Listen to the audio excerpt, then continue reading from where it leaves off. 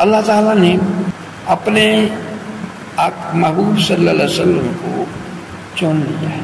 اور اس کے بعد نماز کے اندر جہاں اللہ تعالیٰ نے سبحان ربی العظیم، قیام میں الحمد شریف، رکوع میں سبحان ربی العظیم، سجدے میں سبحان ربی الاعلیٰ، اس کے ساتھ ساتھ نماز کے اندر بھی السلام علیکہ ایھا النبی، یا نبی آپ پر سلام اللہم صلی علی محمد وعلی آل محمد۔ اللہ تعالیٰ نے اپنے نبی صلی اللہ علیہ وسلم نماز میں بھی اپنے نبی صلی اللہ علیہ وسلم پر درود جو ہے پسند فرمایا ہے۔ اور دعا، جس دعا میں آقا علیہ السلام پر درود پاک نہ پڑھا جائے وہ دعا بھی اللہ کی بارگاہ میں مقبولیت تک نہیں پہنچتی۔ دعا میں شروع میں بھی آقا علیہ السلام کی بارگاہ میں درود اور آخر میں بھی درود پاک پڑھتے ہیں۔ اللہ تعالیٰ نے جب بندہ اللہ سے مانگتا ہے، مانگتا اللہ سے ہے، لیکن وہاں پر درود پاک اس کے محبوب صلی اللہ علیہ وسلم پر بھیج رہا ہے۔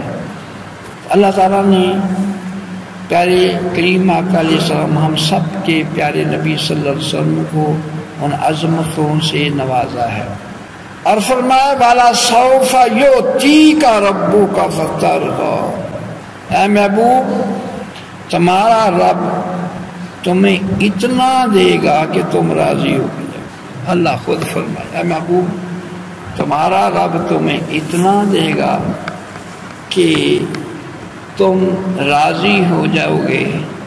کسی شاعر نے یہ آیت مبارکہ پڑھ کر انہوں نے یہ فرما دیا، خدا کی رضا چاہتے ہیں دو عالم، خدا چاہتا ہے رضا محمد صلی اللہ علیہ وسلم۔ اللہ فرمایا محبوب تمہارا رب تجھے آپ کو اتنا دے گا کہ تم راضی ہو جاؤ۔ اور دوسری صورت میں اللہ تعالیٰ نے اپنے پیارے محبوب صلی اللہ علیہ وسلم کی شان میں فرمایا وَرَفَعْنَا لَكَ ذِكْرَكَ، محبوب ہم نے تمہارے لیے تمہارے ذکر کو بلند کر دیا۔ اللہ کی منشا ہے کہ میرے محبوب کی عظمت کی دنیا گیت گائے۔ اور پیارے کریم آقا علیہ السلام کو اللہ تعالیٰ نے آپ کی شان میں اللہ تعالیٰ نے خود فرمایا وما ارسلناک الا رحمۃ للعالمین، کہ محبوب ہم نے آپ کو تمام جہانوں کے لیے رحمت بنا کر بھیجا ہے۔ آپ سراپا رحمت ہیں ہمارے لیے۔ آقا علیہ السلام رہبر و رہنما بن کر آئے۔ ہم امتی ہیں، ہم آپ کا کلمہ پڑھنے والے ہیں۔ امتی علماء حق نے امت کی جو وضاحت فرمائی ہے، امتی کسے کہتے ہیں؟ فرمایا امت 3 لفظوں کا مجموعہ ہے، الف میم اور تے، امت۔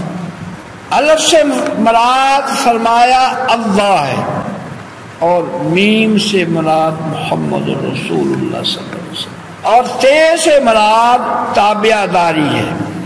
جو اللہ کی اور محمد رسول اللہ صلی اللہ علیہ وسلم کی تابع داری کرے اس کو رسول اللہ صلی اللہ علیہ وسلم کا امتی کہتے ہیں۔ امت پر لازم ہے کہ اپنے پیارے نبی صلی اللہ علیہ وسلم کی تعلیمات کی پر چلے، آپ کی تابع داری کرے، آپ کا کہا ماننے اور آپ کی تعلیمات پر عمل کرے۔ اسی میں ہماری کامیابی ہے، کامرانی ہے، دونوں جہان کی نجات ہے۔ قرآن پاک ہمارے کریم آقا علیہ السلام ہمارے لیے یہ جو اللہ کا کلام پاک ہمارے لیے لے کر آئے، تو اس کی شان میں اللہ نے فرمایا وَنُنَزِّلُ مِنَ الْقُرْآنِ مَا هُوَ شِفَاءٌ وَرَحْمَةٌ لِّلْمُؤْمِنِينَ کہ ہم نے قرآن پاک کو مومنوں کے لیے شفا اور رحمت بنا کر بھیجا ہے۔ اس قرآن پاک کو پڑھنا ثواب، قرآن پاک پڑھے گا ہر حرف کے بدلے میں 10 نیکیاں۔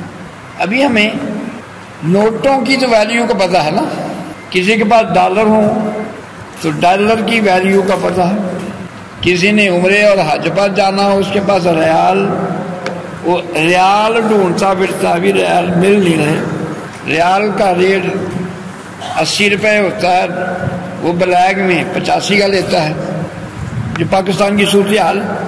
سعودی عرب جانے کے لیے ریال کی ضرورت ہے، لیکن اللہ کی بارگاہ میں نجات حاصل کرنے کے لیے نیک اعمال کی ضرورت ہے۔ محشر کے میدان میں جب تول ہوگا اس وقت ایک ایک نیکی کے لیے وہ ترسے گا، کوئی مجھے ایک نیکی دے دے۔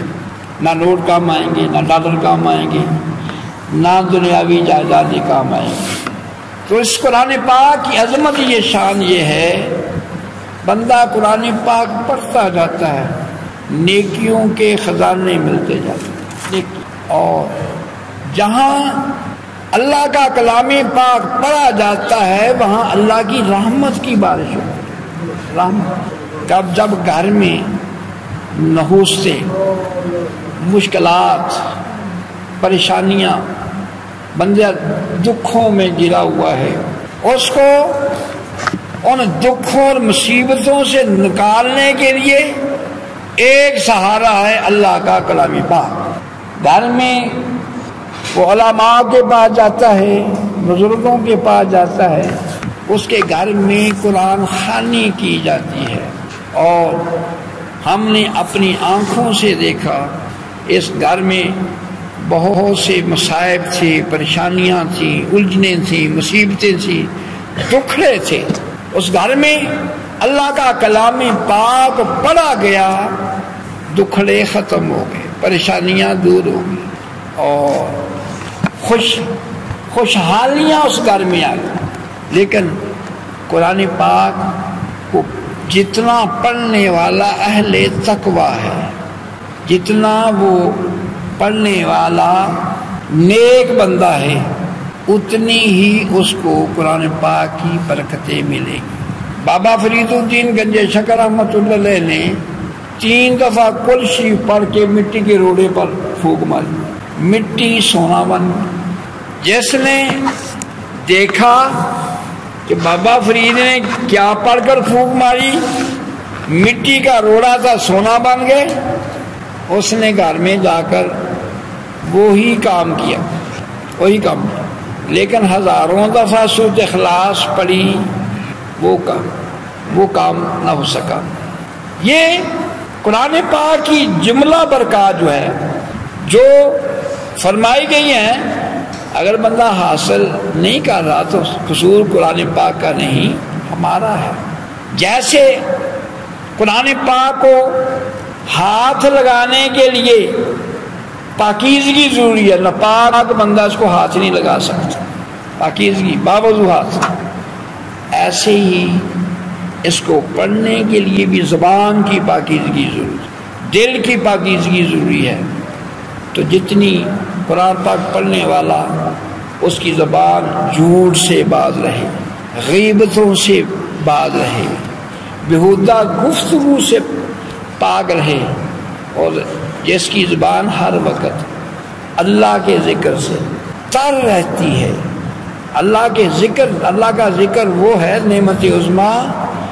جب بندہ اللہ کا ذکر کرتا ہے، اللہ کے ذکر سے دل کو پاکیزگی ملتی ہے، زبان سے اللہ کا ذکر کرتا ہے، زبان کو پاکیزگی ملتی ہے۔